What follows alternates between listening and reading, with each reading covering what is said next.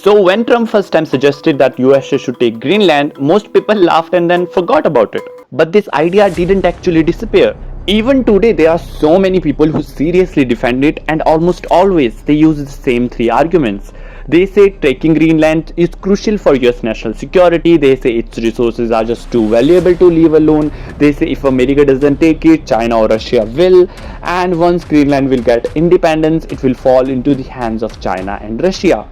Well, all three sound reasonable at first, but once you slow down and actually look at them, they don't just fall apart. They show how outdated this entire way of thinking really is. So here's how the first argument about national security goes like. They say that Greenland sits in a key Arctic position, ice is melting, new shipping routes are opening, Russia and China are moving north, so the USA needs Greenland to protect itself. But okay, look, on the surface that sounds serious, but it's still wrong, because US still has military access in Greenland. The USA already operates Thule base station in northern Greenland that exists through Denmark and NATO. Missile tracking, space surveillance, Arctic monitoring, all of that is already happening. Owning Greenland wouldn't suddenly unlock new powers. It would just change who signs the paperwork. Today, power comes from alliances, treaties, and cooperation, not controlling it. If taking land were actually required for security, the US would need to take half of Europe, and obviously that's ridiculous. Next very famous argument is that if USA doesn't take it, China or Russia will.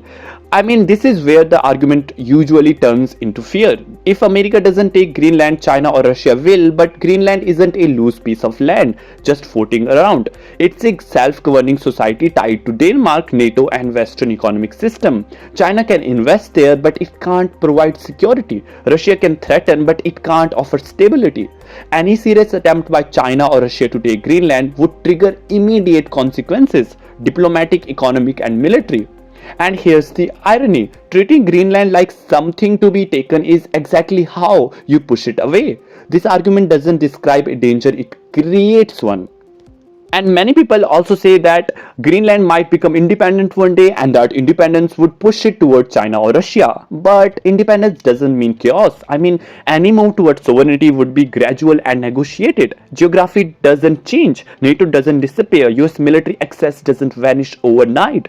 For a small Arctic society, aligning with authoritarian power isn't safety, it's risk. And here's the part this whole debate keeps ignoring, okay? Greenland isn't empty. It isn't owned. It isn't waiting to be claimed. People live there. They vote. They govern themselves. And every serious signal tells us that same thing. Greenlanders don't want to be absorbed by anyone. Not the US, not China, or not Russia. Treating their future like a strategic chess piece isn't realism. I mean, it's ignorance. If the USA claims to stand for democracy and self-determination, then the idea of taking Greenland isn't just bad strategy. It directly contradicts those values which USA stands for. So once you accept the idea that power justifies ignoring people's consent, the line between the logic and what authoritarian states already do starts to disappear. So you don't defend the free world by thinking like the systems you claim to oppose.